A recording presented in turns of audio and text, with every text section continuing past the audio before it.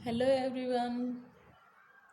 हमने बनास और जो बेड़च नदी थी उसके बारे में पिछले वीडियो में पढ़ा था। और अब है मैनाल नदी। मैनाल नदी, जो मैनाल नदी है इसका उद्गम होता है ऊपरमाल का पठार। ऊपरमाल का पठार। और ये कहाँ है? ये है चित्तौड़गढ़ जिले में। चित्तौड़गढ़ जिले में इसका उद्गम स्थान होता है ऊपरमाल के पठार से। फिर ये चित्तौड़गढ़ से भीलवाड़ा में जाती है। चित्तौड़गढ़ से भीलवाड़ा में बहती हुई ये कहाँ पे चली जाती है? बनास नदी में मिल जाती है। देखो, हमने देखा था पिछले वीडियो में। देखो, ये है यहाँ पे, ये चित्तौड़गढ़ जिला है। चित्तौड़गढ़ के ऊपरमाल के पठार से ये नदी का उद्गम होता है और फिर ये बीगोद नामक स्थान पर बनास में मिल जाती है। और यहाँ पर बीगोद नामक स्थान पर ही ये त्रिवेणी संगम बनाती है। कौन कौन सी नदियाँ हैं? बनास, फिर ये बेड़च, और ये कौन सी है?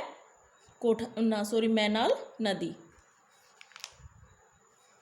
और जो अब अगली नदी है कोठारी नदी। कोठारी नदी, जो कोठारी नदी है इसका जो उद्गम होता है वो होता है दिवेर की पहाड़ियाँ। दिवेर की पहाड़ी राजसमंद से।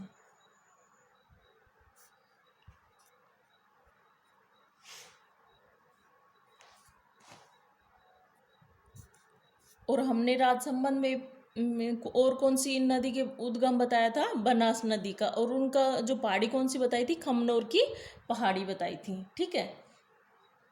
जो कोठारी नदी है ये राजसमंद जिले से पहले तो राजसमंद में जाएगी।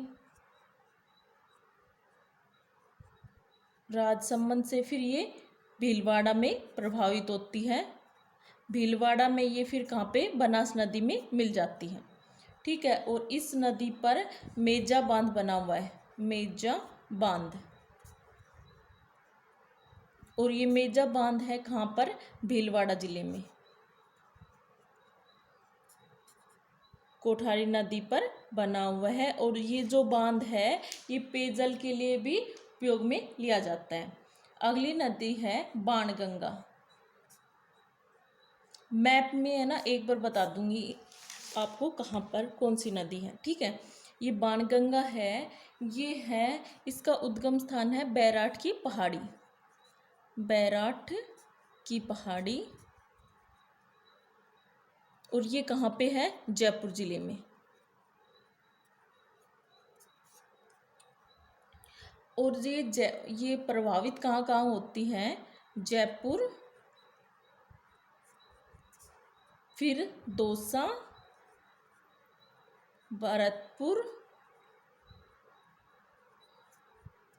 भरतपुर के बाद ये उत्तर प्रदेश में यमुना नदी में मिल जाती है। फिर ये यमुना में मिल जाती है। ठीक है।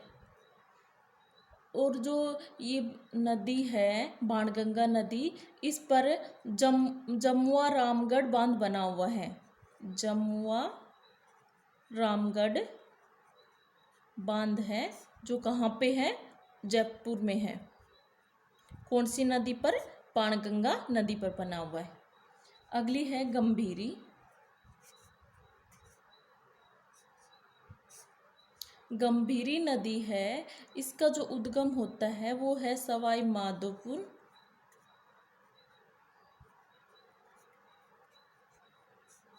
सवाई माधोपुर, फिर भरतपुर। सवाई माधोपुर से इसका उद्गम होता है। फिर ये है ना, सवाई माधोपुर से भरतपुर में जाती है। भरतपुर से ये करौली में और फिर ये यमुना में मिल जाती है। और जो ये गंभीरी नदी है इस पर अडामन बांध है। अडामन बांध बना हुआ है। और कहाँ पे है ये बांध? भरतपुर जिले में है। और यहाँ पर है ना पांचना बांध भी है गंभीरी नदी पर। पांचना बांध, जो ये पांचना बांध है ये है करौली में। क्यों इसको पांचना नाम पता है क्यों दिया गया है? क्योंकि है ना यहाँ पर 5 नदियां हैं ना आकर इसमें गिरती हैं। कौन कौन सी है वो 5 नदियां? गंभीर, अटा, बैसावट,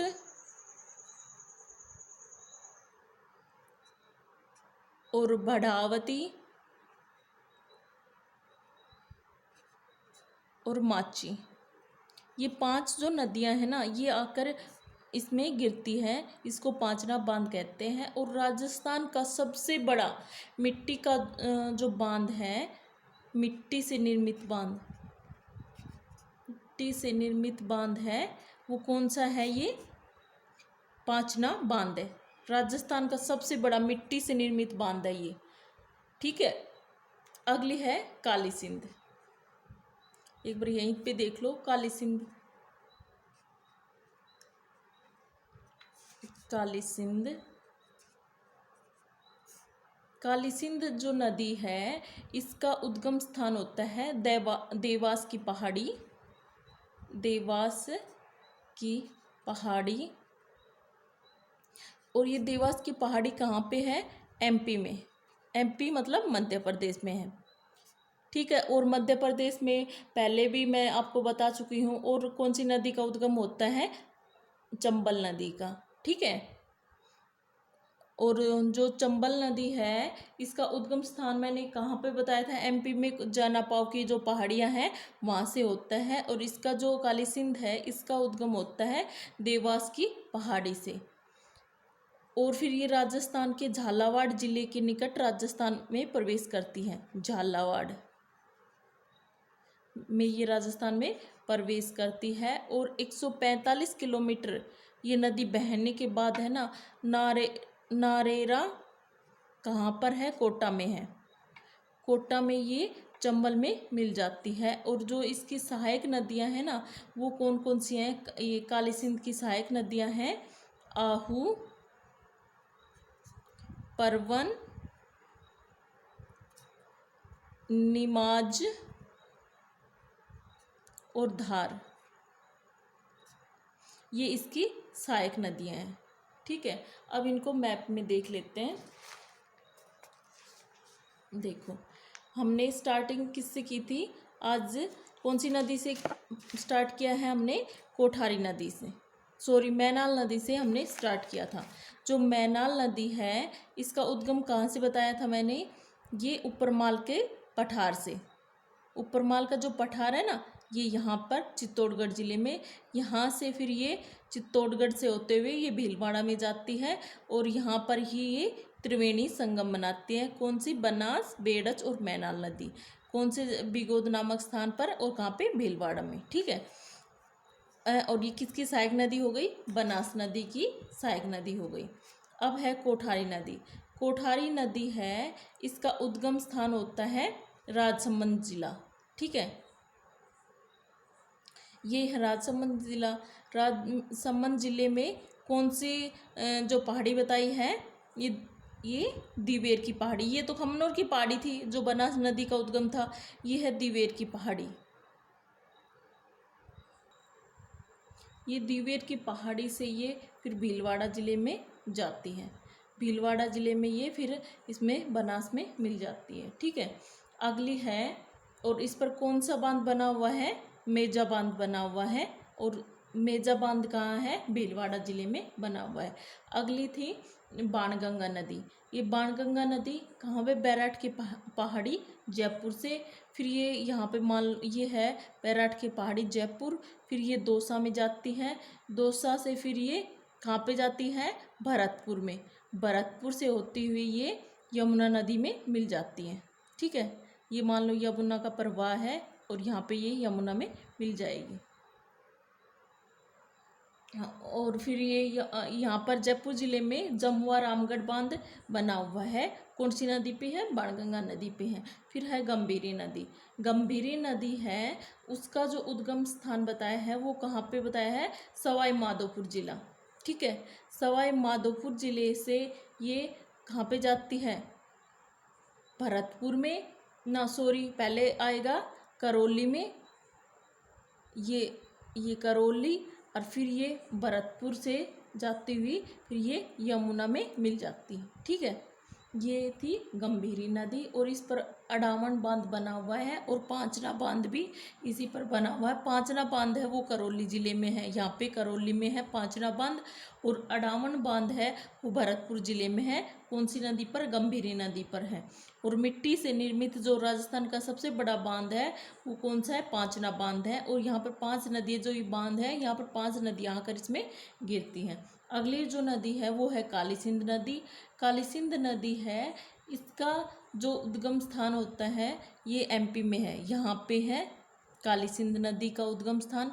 ये यहाँ से झालावाड़ में प्रवेश करती है, और फिर ये झालावाड़ से फिर ये कहाँ पे जाती है? नौरेरा नामक स्थान पर, मान लो ऐसे आ रही है, ये यहाँ पे चंबल में मिल जाती है। ये कोटा है, कोटा के नौरेरा नामक स्थान है, वहाँ पर ये इसमें मिल जाती है। और इसकी जो लंबाई है वो कितनी है? 145 किलोमीटर है। और इसकी सहायक नदियाँ आहू, परवन, निमाज और धार है।